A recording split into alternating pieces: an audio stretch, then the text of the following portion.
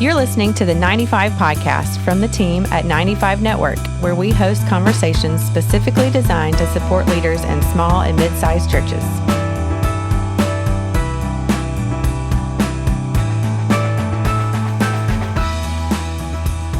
Hey, everybody. Welcome to the 95 Podcast. My name is Caralee Culpepper, and I am here with our Executive Director, Dale Sellers, and we have a special episode today. It is almost Dale's birthday. How old are you turning? How old are you turning, Dale? Turn 60 years old. 60 years young, right? That sounds so weird to say that to you, because on the inside, I still feel like I'm your age, but obviously I'm not. But yeah, I'm turning 60. We're recording this podcast about 3 weeks before my birthday, and man, it's so hard to believe. Is it hard to believe? I can't even describe it to you what it's like, because I mean, I love life. I'm enjoying life. I am a little bit more sore from time to time, but I don't know how much of what I'm experiencing physically is just the still not moving around too much because of COVID.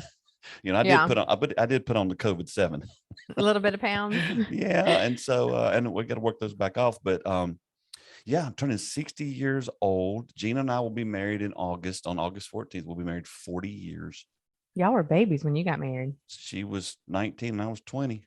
Wow. You grew up together then, huh? Yeah. We met basically at North Greenville College, and then and here we are, 40 years later. It's amazing what I'm working through, what I'm feeling today. Yeah. Have you had a hard time with like any, turning 40, 50, 60? Is it kind of like 40, a sobering thing, or 40? I crashed and burned. 40, did you? Yeah. I had no idea what was going on. And actually, for any of our listeners that are tuning in today, if you're turning 40, especially if you're a guy, this is not just guys, but specifically if you're turning 40, there's a book that came out, good gracious, man, a long time ago, by a guy named Bob Buford, that's called Halftime. And you need to read that book. Anybody turning 40 needs to read that book. Because basically what he says is, and this kind of goes with what the podcast today, he basically says your life is like a football game. Mm-hmm. And so the first quarter of your life is from 0 to 20. And then your second quarter of your life is from like 20 to 40, somewhere mm-hmm. like that. And he says, so what most people think is when you hit 40 that you're moving into your third quarter. He said, but you're not. 40 is a natural halftime. And he says, what you do in your 40s is you stop and reflect. And for men specifically, what we do is we look at our life and we go, okay, what have I accomplished? Because the first half of your life is focused on success, which means finding a job, finishing school, getting married, having kids, getting a house, that kind of stuff. Yeah. But the shift happens in us at some point to where we are more focused on significance. We want our life to matter. And so, a lot of guys go through a midlife crisis. And the reason they go through a midlife crisis, according to the book, is that they're trying to find that significance. And so, I mean, I have been in ministry. We'll talk more about this in a minute, but I've been in ministry now for, my whole life. And I've been in ministry for 20 years when I turned 40. And man, I went through this horrible thing going, man, I haven't done anything with my life. My life is worthless. Gina wrote me a 3-page handwritten letter and just recapped our life, because she didn't know what to do with me, because that's not me. I don't do that, but I did then. And so I parallel that statement of, that life's like a football game with what Dabo Swinney, the coach at Clemson, has always said, is that there's nothing less important than the score at halftime. I always love that, because he says, it doesn't matter if you're winning a lot, or it doesn't matter if you're losing a lot. You can't win or lose the game at halftime. And what do you do at halftime? You go in, you make adjustments, you change things, and then you go out and play the second half. And so for me, because I had done so much in ministry by the time I had turned 40, and then it all leads into what happened later. But I just felt like I hadn't done anything. And it's just a stupid thing to do. It's just, I was like, of course, what is wrong with you? Yeah. But it's just, I don't know. It's something just went off in me. And I think a lot of folks experience that when they turn 40 as well. So you were in ministry for 20 years by the time you turned 40, which means that you've been in ministry for 40 years at this point in your life. Yeah. Take some time and just kind of relive it all. Give us a recap of, some highs and some lows. What do you think are significant parts of your ministry? I'll just give you what I've done, and then we can kind of dive into the highs and lows. So when I have always been a go-getter. I grew up with my dad building houses. People pretty well know that by now. And so like when I was a kid, like I was 9, 10 years old, I was putting down baseboard trim in your house. And I mean, I just grew up doing that. And then in my teens, I became a very skilled carpenter as far as like doing, the intricate work, like stairways and all that kind of stuff. When I was 16, 17, when I was 18 years old, I got my builder's license. So I was a residential builder because I had planned on doing that. Even though I knew God was calling me to ministry, I was pursuing building because, catch this, I didn't want to let my daddy down. Because my daddy he'd already had signs made, Sellers and Son Contractors, and we were going to build together and all this kind of stuff. But finally, the call of God got to where it was so strong, I couldn't resist it. And so I was at a Truth concert in 1980 at Furman University in September of 1980. And I was there with my friend Melinda, and she was going to Furman, and we went to the concert together. And I committed to full-time ministry at the Truth concert there. I had no idea that down the road that Roger Brennan would become who was the director of Truth, become one of my great mentors and tremendous friend of mine. And really, he helped shape a lot of my life. But it was that day I stood up that night and gave my life to full-time ministry. I've been a Christian since I was 7.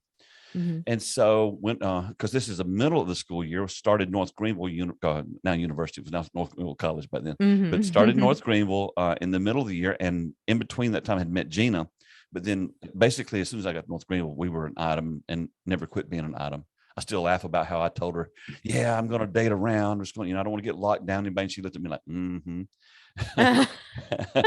You told her that? Oh, I did. I told her, I said, yeah, I really don't want to get serious with anybody. And of course, I'm looking at her, wanting to kiss her so bad. And she's just grinning at me and goes like, I'm licking my lips going, man, I want to kiss this girl. And so while you're telling her you're going to date her. Oh yeah, I was just an absolute idiot. So anyway, she knew that. She knew when she married me, what she was. Well, she knew some of what she was getting into. Anyway, and so she was traveling with their music group out of the college. It was called Joyful Sound, and they'd go out and sing in different different churches. And so, man, I wanted to do that. And part of it's because of what I'd seen, what happened at the Truth concert.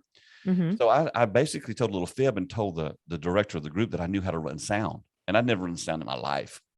Oh my goodness. I was going to get to travel with the group. So they let me become the sound man. So I took the sound system home that summer and taught myself how to run sound. I set the whole thing up in my bedroom all summer and just learned what each knob did and how faders worked and all that kind of thing. And so, and then that director left and they brought in a guy to lead the group who actually had been on the road with a professional group. And so I learned real quick how to run sound with him. Okay. I never forget one time we were having all these feedback issues, and he goes, "I don't care what's causing it, fix it." I'm going, yeah. So anyway, trial by fire, right? Yeah, I did that, and then as time went on, Gina and I began to direct that group. She kind of did the music part, and I did the booking and the managing and all that stuff. And so while we were at North Greenville, and we even attended Furman for a year while we were at North Greenville, living there, we did about 350 concerts with Joyful Sound. And then we started our own group, and then we did about 800 concerts with that. So the first 10 years we were married, we traveled all over the country, and we worked in small churches, mid-sized churches, some big churches, but we did about 1,100 concerts all across the country. That's how we started ministry. And honestly, Caralee, I thought I was going to do it the rest of my life. It was just like, this is what I'm going to do. Now, one of the most important decisions that I made back then was I decided that I would always put my family first. Above ministry, because I grew up in the era where pastors and evangelists would say this. They would go, it's God first, then your ministry, and then your family. And I kept thinking when I'd hear that can't be right. That just can't be right. And I'd watch other people who they missed all their kids' games, they missed all the kids' plays, they missed everything their kids were in because they're out doing ministry. And I thought, I'm not doing that. And so I made a commitment from the first of getting married, before we even had kids, that I was always going to put my family first. And that was that is by far the most important decision I made back then, because it anchored me through the difficult days that came down the road.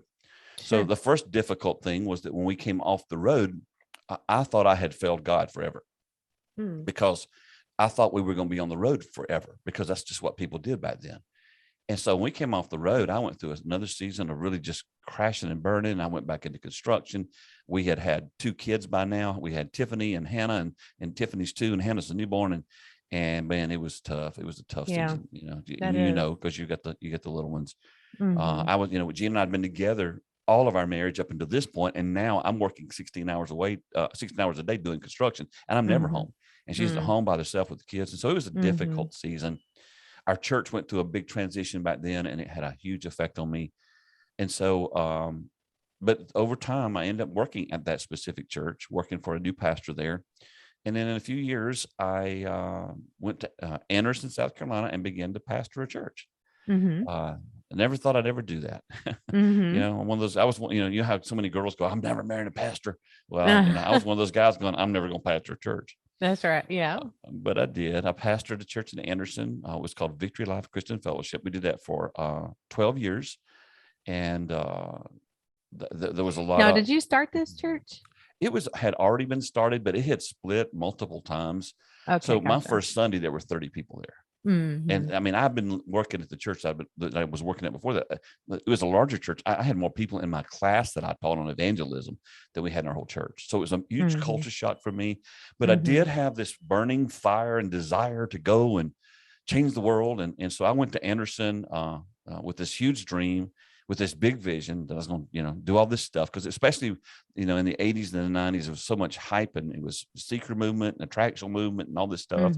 So I just knew that I was going to go to Anderson and just going to build this big old church. That was my goal. And it did not happen. It did not happen. The church grew from 30 to 300, but in the 8th year we had a split. I'll talk more about that in a little bit, but that did a number on me. And so, took a break, went back in the building for 5 years.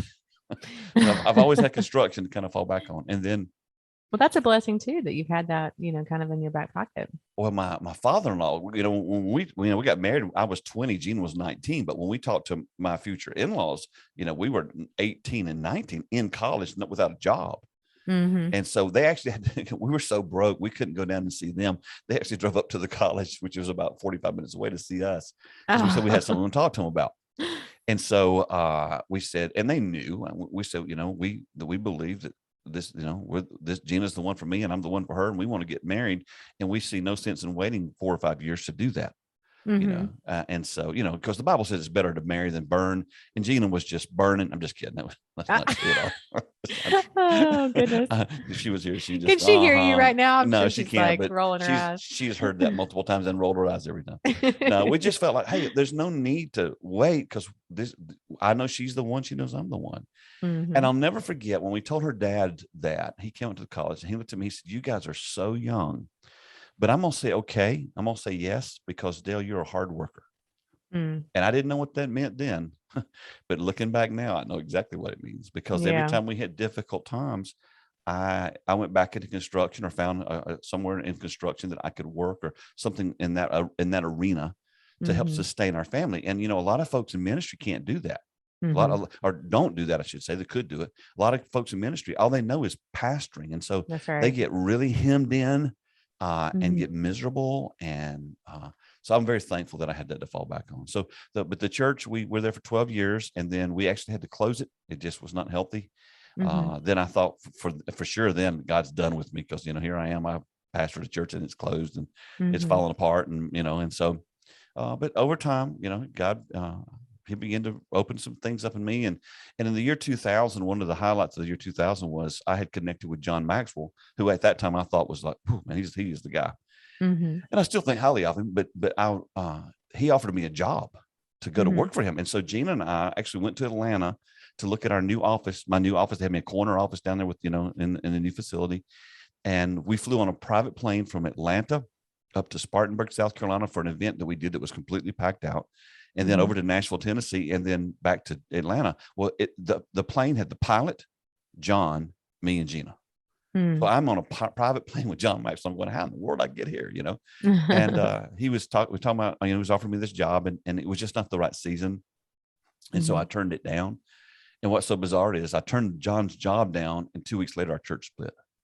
Oh, wow. So I went from the highest highs to the lowest lows, and within a matter of weeks. Oh yeah, a lot of that got on the inside of me then, and so I felt like what I'm doing today at 95 Network, this thing we do now, I felt like that ship had sailed, and it was, and it was it. And so, over time, worked in some churches, executive pastor, that kind of thing. Got connected with some other pastors who had a vision for what we're doing with 95 Network.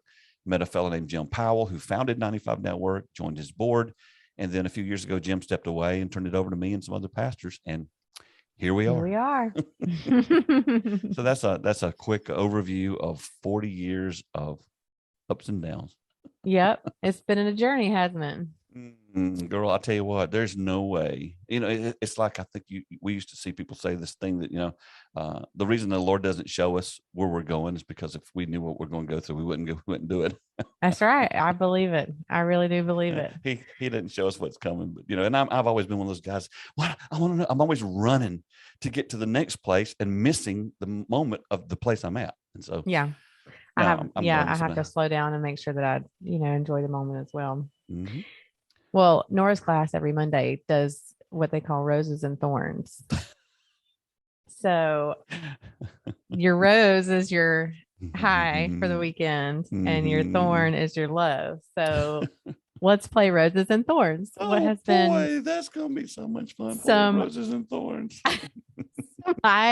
Your highest highs in ministry, and let's do lowest lows first, and then we'll end with highest highs. I have two by far lowest lows. One was the church split. I can't even begin to describe what that did to me on the inside, because I tell everybody it was my fault. I did not have a moral failure. I had a leadership failure. I had issues that I kept putting off, that I wouldn't deal. And I knew better. I knew how it was going to turn out, because I was a chicken. I tell everybody I was just chicken. I did not have the courage to stand up and face some people that I needed to face some situations that we needed to face. And I kept ignoring them.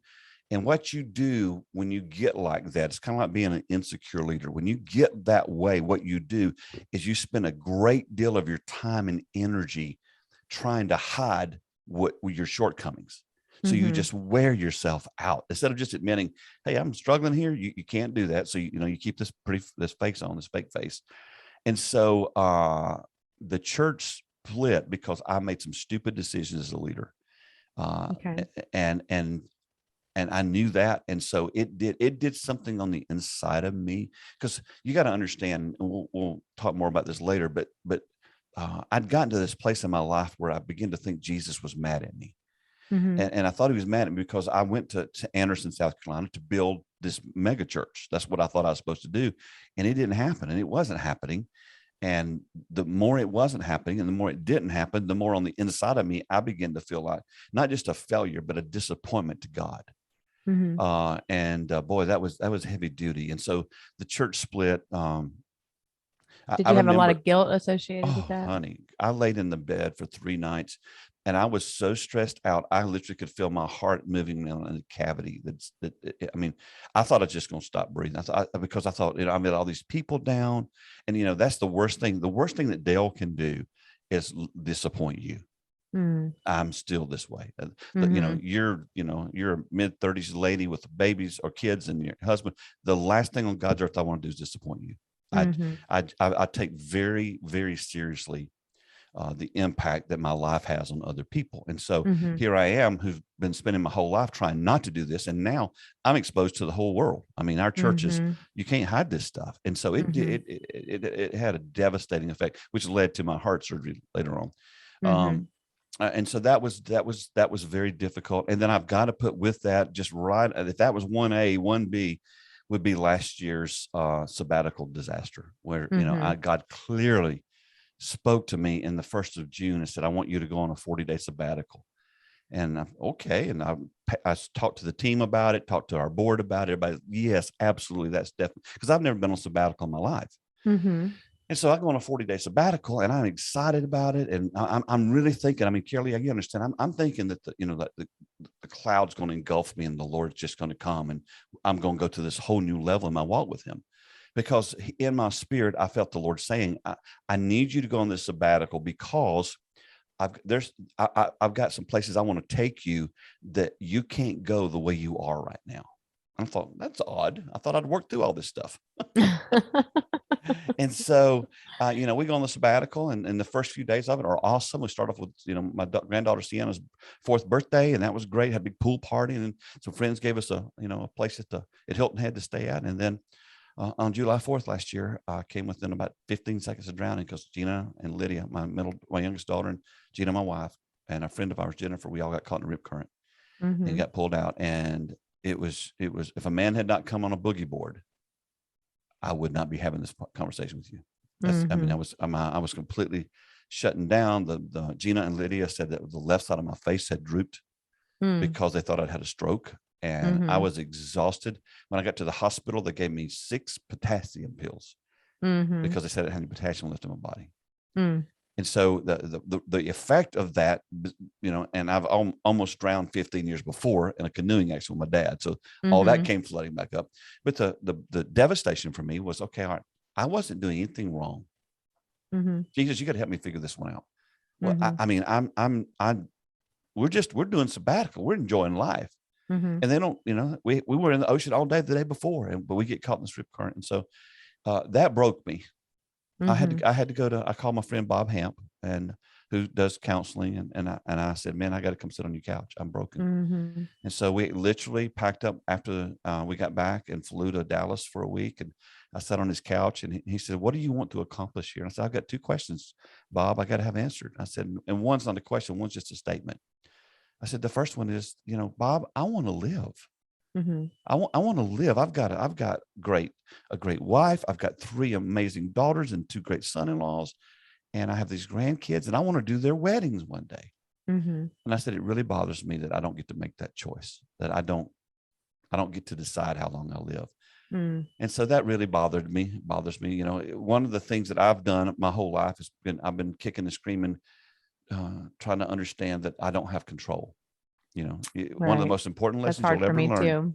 Well, if I wish someone had told me this when I was in my 30s, but you got to get to a point where you recognize you are not in control. You don't have control over anything, and you're a mom, and that's even harder because you want to protect them babies, and you do your best, but at the end of the day, we're not in control. And so that was a very difficult thing for me.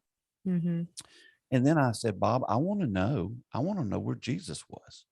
I mean, here he is. He calls me. Where was he when I'm out there almost drowning? And Bob's so cool. He goes, well, let's just ask him. So he starts praying, and Bob prays with his eyes open, and it freaks me out. He starts praying with his eyes open. I go, not close my eyes. And so he goes, Jesus, Dale wants to know where you were. And as soon as he starts doing, I laughed just like you did. He said, why are you laughing? I said, because he told me where he was. He said, what did he say? I said, he was right there. Yeah, right. I said, well, that's just not so cool, because now you're really messing up my theology. Yeah. Because so he was right there just watching me flail away. I know. And I'll tell you more toward the end of the podcast today of what the lesson that I learned from that. But Bob told me, he said, Dale, here's your problem. He says, you always put everybody else above yourself, which sounds like what you're supposed to do in ministry. He said, but what do they tell you on a plane? When you get on a plane, he said, the first thing they tell you is you got to put your mask on first. He says, and you always put the needs of everybody else. Even in the ocean, you were more concerned and more focused on your wife and daughter, which again, he wasn't criticizing that. I mean, what do you do in that setting when you're freaking out? I'm like, I don't want to see my kid drown. I don't want my kid to see me drown, And so, but he said, you've got to start taking care of yourself. Yeah. And, I've heard that, but I'm kind of like a pastor who says, yeah, I know I'm supposed to take a Sabbath, but I just don't, it's kind of like, and so, he helped me understand some things about me that were my whole life. I've just always, since I was a kid, in fact, it all come flooding up. Even an experience that happened when I was a kid where I saw my mom and dad get in a fight. I saw my mom and dad get in one fight in my life. And as I tell you this story, I see my mother running across the hall with her hands over her face, crying because dad had made her mad or upset or hurt her feelings. That's the only time I ever saw that in my whole life. Wow. I was 7 years old. No, I was 6 years old. And from that point forward, I took it upon myself that I have to solve everybody's problems. I have to save the marriage. I have to save the family. I went to school. I went to school the next day, and I was crying. And the teacher said, "What's wrong?" I said, "My mom and dad are getting a divorce." She's like, "Oh," and so then she had to tell them that. And the teacher, of course, mother was very embarrassed, right? because so I guess they just chose not to fight in front of me anymore. But something happened on me. I took it upon myself that I've got to hold our family together, and then I just took it upon myself. I've got to hold everybody together.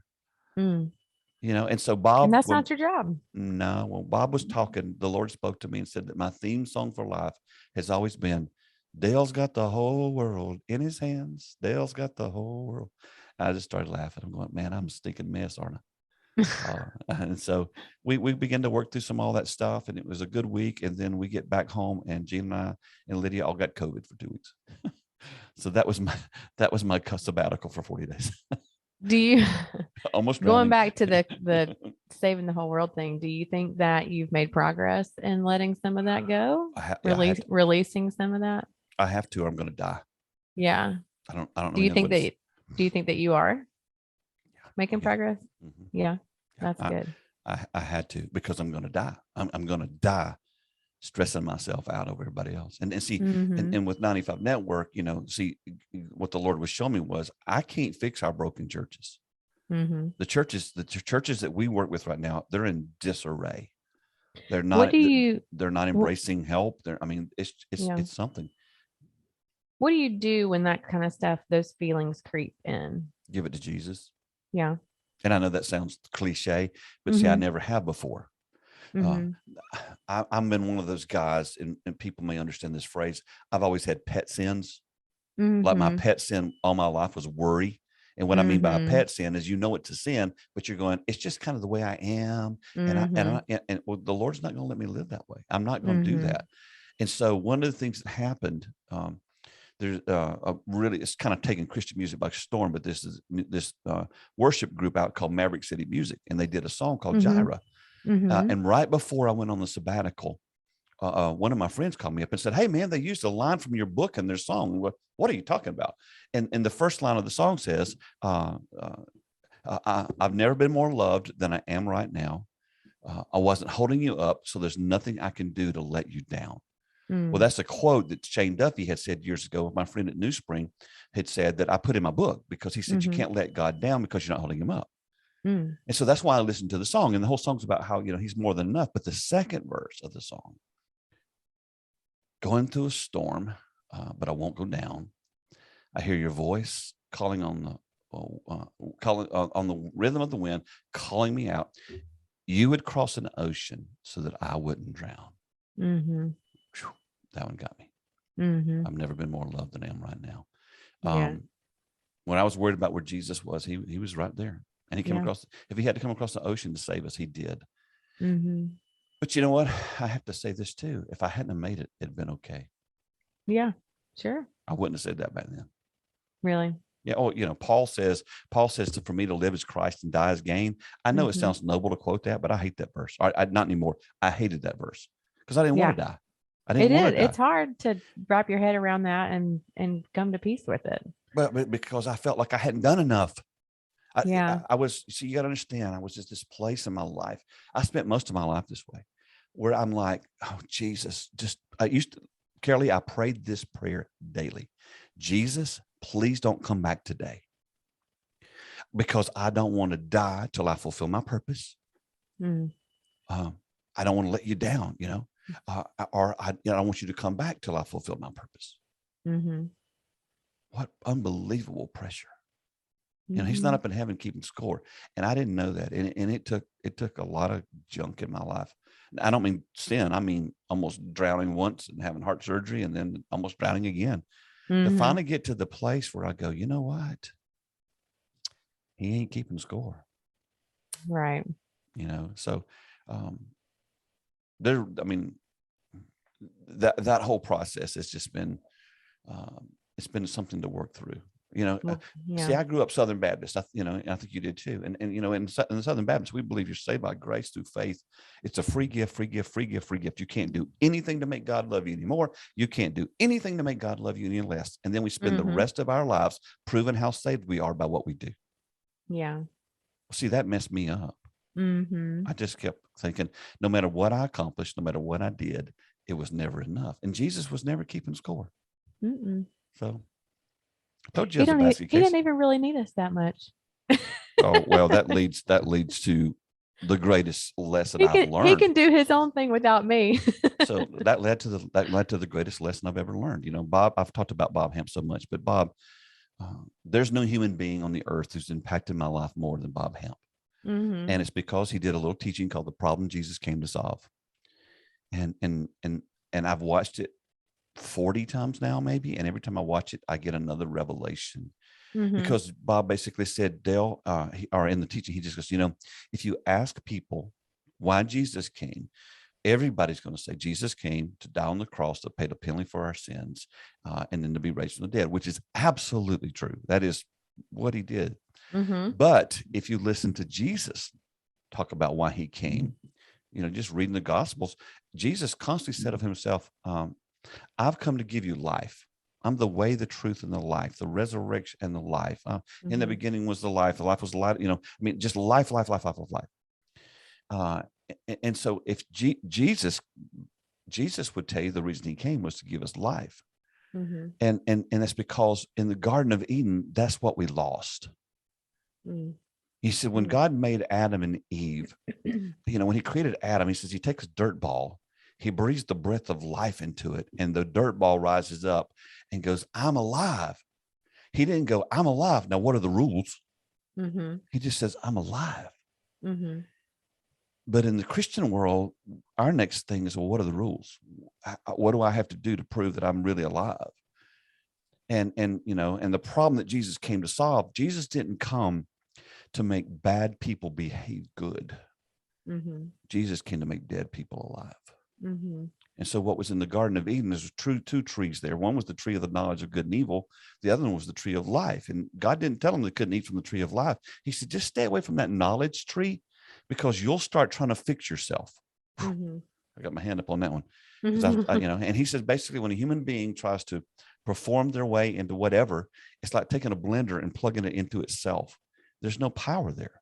Mm-hmm. And so what Jesus has come to give us is life. He didn't come to give us rules. He came to give us a relationship.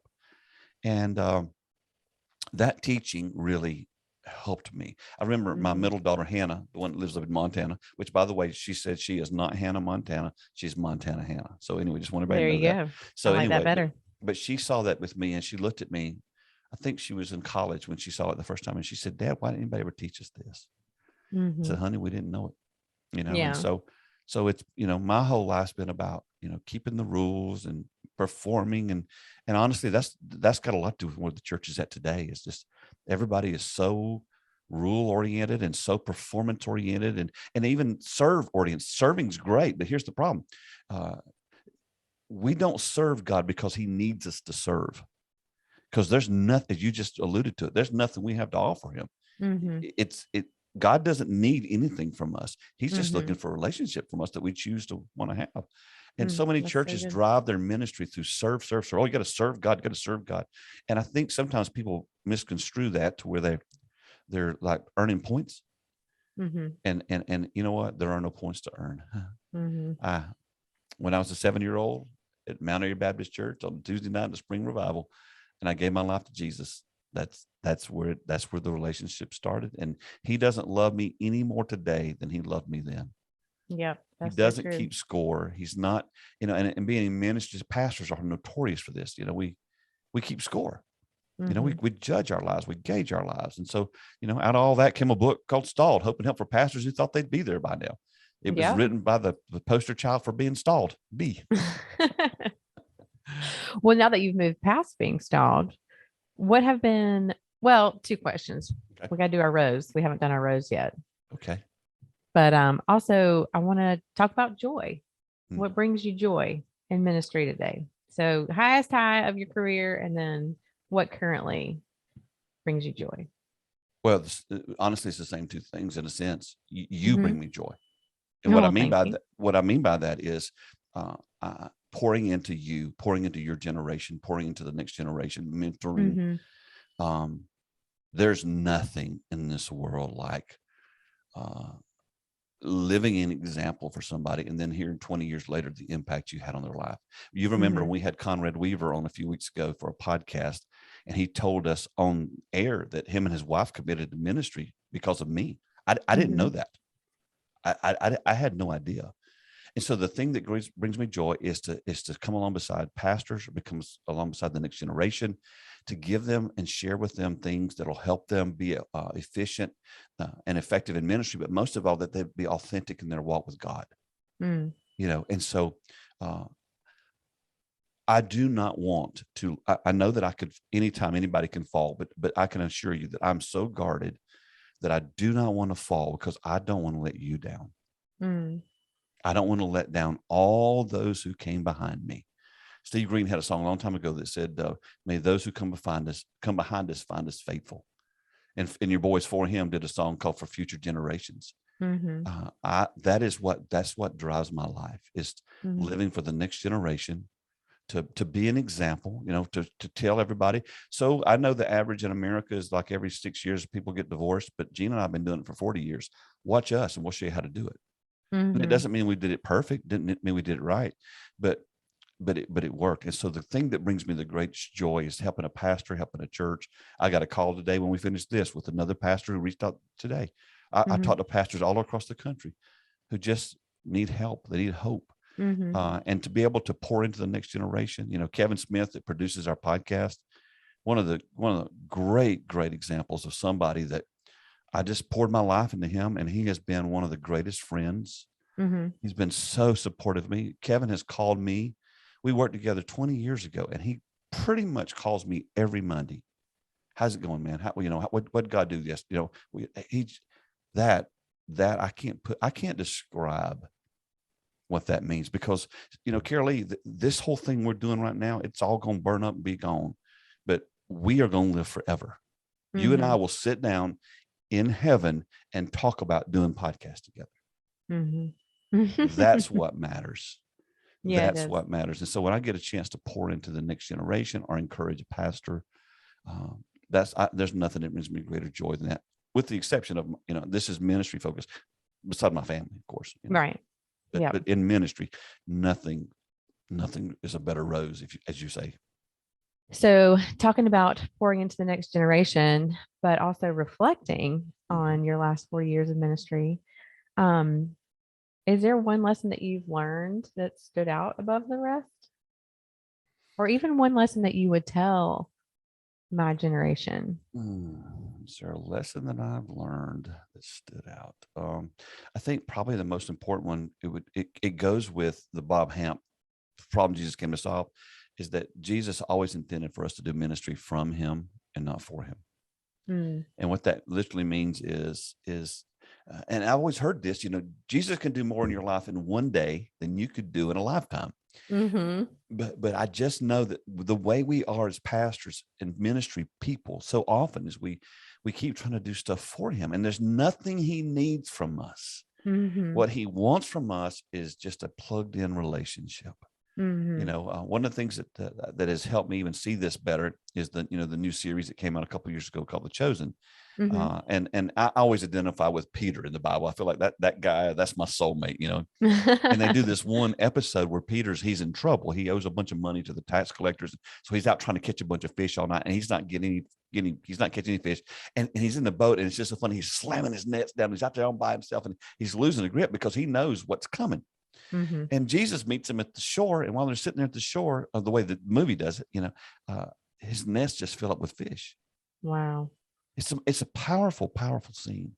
Yeah. And I have all of his strivings don't mean anything until Jesus shows up. Boy, I couldn't have said it better myself. That's been my life.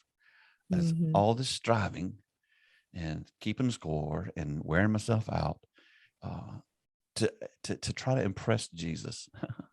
Or to try to not let him down, when all Jesus ever wanted me to do was just walk with him day by day and just allow him to do ministry through us. That's what he modeled for us. You know, we're supposed to be spreading the kingdom, and the American church specifically is doing a terrible job of that. You know, especially as so many churches have gotten tied up into politics and all the other stuff. We need to be kingdom spreaders. We need to be people sharing about the gospel of the kingdom. And when we don't, I think sometimes Jesus just folds his arm and I take off and leave, and he's like, whenever you're ready, come on back and we'll go for a walk. Yeah. Yeah. And part of that, even Caralee, the story where Jesus, after Peter had failed, and Jesus goes to the cross, dies, raised from the dead. Remember when they said he'd been raised from the dead? Peter and John run to the tomb, and Peter goes in, and people are like, oh, Peter's thinking, oh, praise God, he's risen. I don't think Peter thought that at all. I think Peter's thinking, you don't?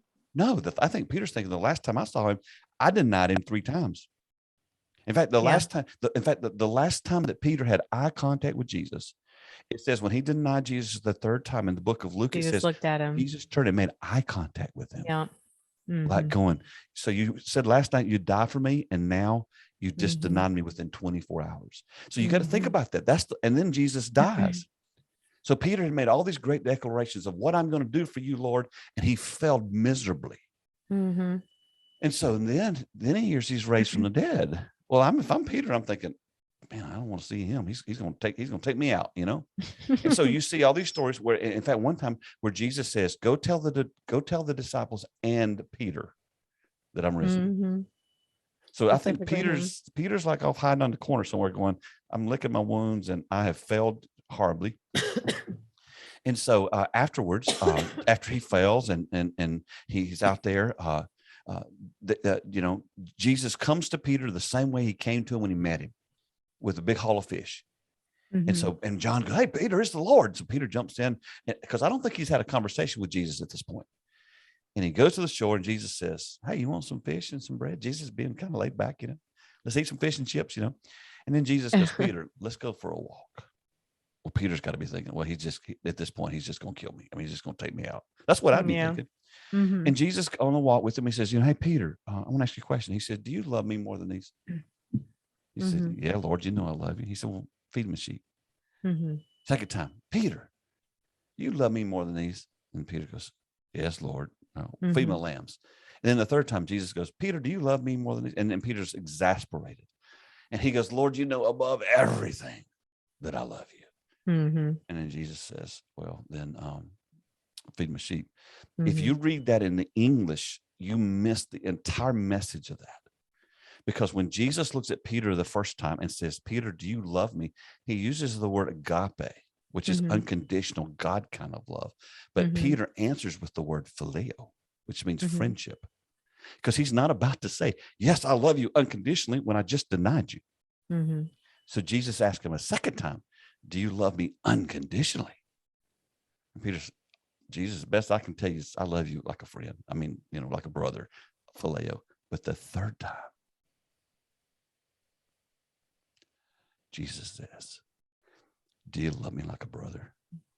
Mm-hmm. And that's when he gets exasperated. And he says, Lord, you know me more than anybody. Above all things. That's all I got to offer. Mm. And Jesus says, feed my sheep. Mm-hmm. And he meets him right where he is. And then Jesus says, here's what's going to happen with your life. And Jesus begins to speak to Peter, because Peter finally got honest. Yeah.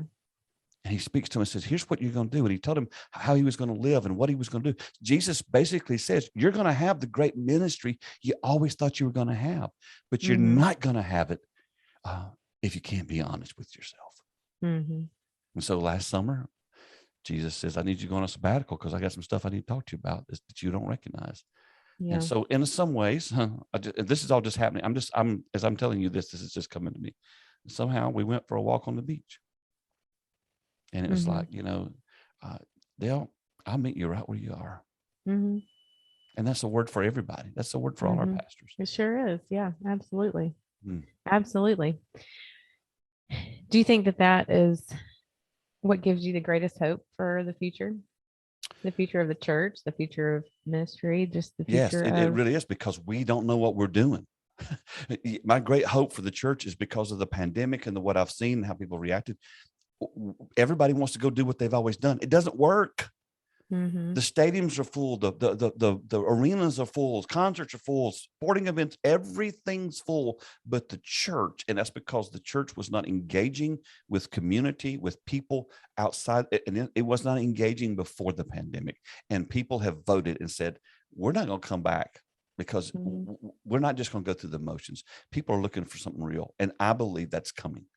I believe we're about to see some of the greatest hours the church has ever seen, but it will not be because we keep doing what we've always done. So I have a tremendous hope in that. I definitely see it more of like an authenticity. I feel like that's what your generation wants. It is. It is. We don't really have a lot of patience for you don't care. You don't want to hear from the experts anymore. You guys don't value the experts, and the problem is the experts don't recognize that, so they keep experting, and nobody cares. Nobody cares, you know. And again, it's a simple statement, and I don't know who said it first, but you know, people don't care how much you know till they know how much you care. And we have been bombarding people with knowledge for hundreds of years, just teaching them, but we've not been taking what we've learned and used it to change the world. And I think those days are over. Yeah. Well, Dale, I'm going to ask you the question that we ask everybody as we wrap podcasts, but give our listeners a word of hope or encouragement today. Again, I think it goes back to, I try to understand, how did I become what I am, the mess that I am? And it goes back to my dad. When I was young, my dad and I, we worked together a lot, but daddy was not verbal. Daddy, I mean, he was verbal, but not with praise. But he never, ever, ever looked at me and said, I'm proud of you. He's never looked at me and said, you did a great job. He's never, my dad's told me I love you 3 times. And all 3 of the times we're in a church service where they made him do it. And the 3rd time we're all crying. So he just goes, and he never said it. But I count that one. Okay. Cause I know he was going to say it. And I never questioned that he loved me. I never questioned that he was proud of me. You know, if you had hired our family, if you'd hired us to do work for you and David, he would tell you all day long how proud he was of me to you, but he never told me. And because of that, I displaced that need over to my walk with God. And that's when I became so performance oriented. I became so driven to try to get daddy to notice me, to acknowledge me. And he never did. And you know, and now he's in a nursing home and he's going to turn 84 and he has no idea what I do. And that stings. He doesn't understand what I do. He doesn't understand that we get to help all these churches. He just doesn't have a clue that we do that. And I can't give him a clue now. And so I would say today, Pastor, or listener, whether it's your marriage, whether you're parenting, whether it's in any aspect of your life, Jesus loves you because he loves you. It's not because of what you've done. It's not because of who you are. It's not because of your performance. It's not because, you know, in the book, I tell a little story about our cat, Charlie, and he still does this. He'll go out and kill a squirrel or a rodent, and he'll bring it and leave it on our back porch step. Like we want that. Charlie's always leaving us these offerings that we don't want or we don't need. And I think for a lot of us as people, we do that with God. We like, here's my offering of, you know, of my perfect life, or, you know, the image that I'm trying to portray, or the things I'm doing for you, God. And he's like, I don't want any of that. I want you. And so I tell everybody, you know, as I turn 60, I hope I'm entering my 4th quarter. I hope I got 20, hope I at least got 20 more years left. And man, Dale, I think you're going to make it to 100. Well, you know, I don't know if I want to do that, but I will say this: if you've experienced what I've experienced, I don't have that. I don't have that confidence. Yeah, I don't have that confidence. I don't know. I don't. But here's the deal: it's okay. Yeah, it's okay either way, because I'm going to live every day of my life from this point forward to be authentic in my walk with God, to be real with people that I minister to be in relationship with the next generation. And one of the great things that I do not understand is why we don't raise up successors in the church. We got to start doing that. We got to hand ministry off to the next generation, not after we finish, but while we're doing it. That's the relay race of life. You know, you hand off the baton, you still run along with them. So I think I just want to encourage everybody today, man. God's not keeping score. Mm-hmm. Jesus is not mad at you, and you are the apple of his eye. And so I hope that you'll take that to heart, and you'll learn how to do ministry from him and not for him. There you go. Go forward. Well, Dale, if tomorrow's your day to go, then I think you've done a great job. You're a great encourager and a leader. And I think that you have definitely run your race well. So thank you. We're thankful for you too. And happy birthday. Thank you. Thanks for listening to the 95 Podcast. We look forward to sharing another episode with you next week. In the meantime, visit our website at 95network.org. The website is loaded with great resources created for small and mid-sized church leaders. Until next time, have a great week.